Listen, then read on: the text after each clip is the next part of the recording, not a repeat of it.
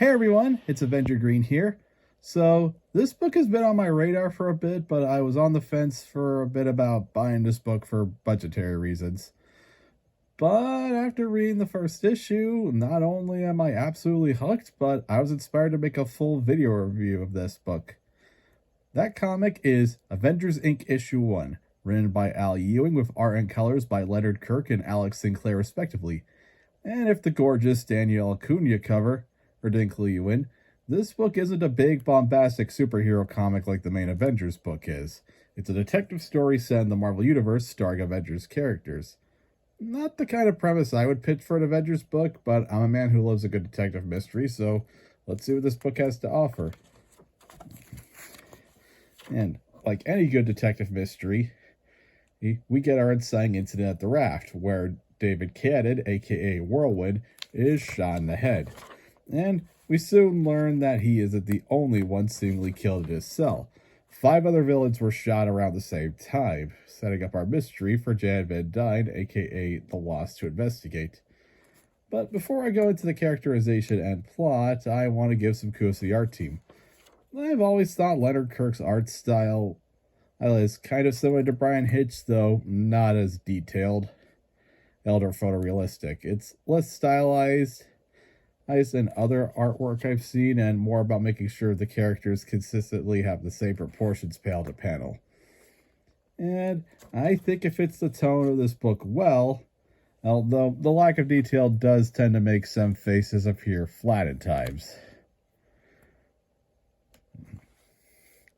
But I think that Sinclair's coloring is the main artistic highlight of the book. Look, the colors are a bit more faded, and the characters are usually colored to match the environment. The Jarvis Lounge has this sort of orangey red tinge to it. And the morgue has a sterile light blue tinge. And there's this bit at the end, and that's in an underground location, and it's a lot darker than any other place in the book.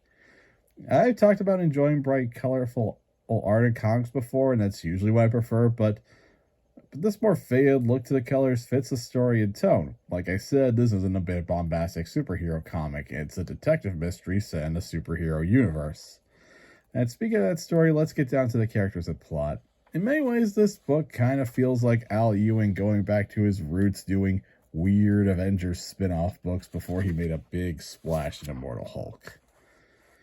And hell, we even got Luke Cage appearing in this story and playing a big role like he did back in Ewing's Mighty Avengers book.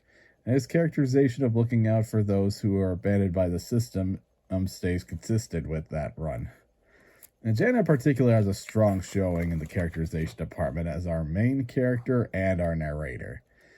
I think Ewing really nails the voice of a woman who's been doing the superhero game for a long time but is still optimistic about it. I particularly liked how Jan felt like she needed to get involved with solving Whirlwind's murder, feeling a slight sense of guilt for putting him in that cell in the first place. And it really highlights Jan's heroic nature because, yes, David is the man that stalked and harassed her for years, but even he didn't deserve getting shot on the head while awaiting trial. And then we got our secondary lead introduced during the climax of the book, who is definitely going to be really important into the overall plot, and his existence raises a ton of questions.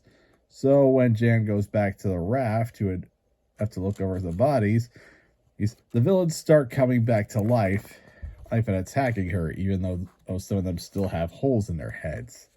Whirlwind's body starts moving too, but it's not David who's in control. It's some other guy with dead-sea manipulating powers who helps Jan out. And after this whole big scuffle, we learn who this guy is, or who he claims to be. He claims to be Victor Shade. Now, who is Victor Shade and why is that a big deal? Well, back in the Kurt Busiek era of Avengers, Vision had a short-lived series where he moonlighted as a private human eye named Victor Shade. But this Vic clearly isn't Vision, and he's alive and on the main team right now, and he hasn't used the Vic Shade identity in over 2 decades. So Jan takes full custody of him because he's clearly tied into whatever scheme is going on in the background, and as a favor to Luke, she decides I used to become a consultant to handle any superpower investigations he brings to our table. And thus, Avengers Inc. is formed. But while this book had me intrigued, it's the following stinger that really got me interested. In an undisclosed occasion, we see someone talking to Eric O'Grady and talking about how he doesn't want Jay getting involved in whatever is going on. And who is this man? None other than Hank Pym, seemingly separated from Ultron for the first time in years. And this probably has something to do with the time shenanigans of the last Ant-Man miniseries. And if you owe me, you know why this is a big deal for my investment in the book. Hank Pym is one of the very reasons I'm reading and collecting comics to this day. Consider me hooked, Mr. Ewing. I definitely didn't see this coming. So, that's Avengers Inc. issue 1. Buy this book. Yes, I am extremely biased because of my love for Al Ewing, the Avengers, and Hank Pym, but I don't care. And hey, even if you're not like me, this still seems like it's going to be a relatively intriguing comic. And yeah, sometimes a little variety is good, especially, like I said, superhero detective stories are kind of a cool niche. Also, let me know if you guys want me to keep reviewing new issues of this book or the current McKay Avengers book. Because I don't think like 2 ongoing reviews of Avengers comics would be that interesting for my channel's variety. Like they say, variety is the spice of life. But anyway, if you like this video, be sure to give it a like, subscribe to the channel, and hit that notification bell so you always know when I upload a new video. Until next time, have a great day.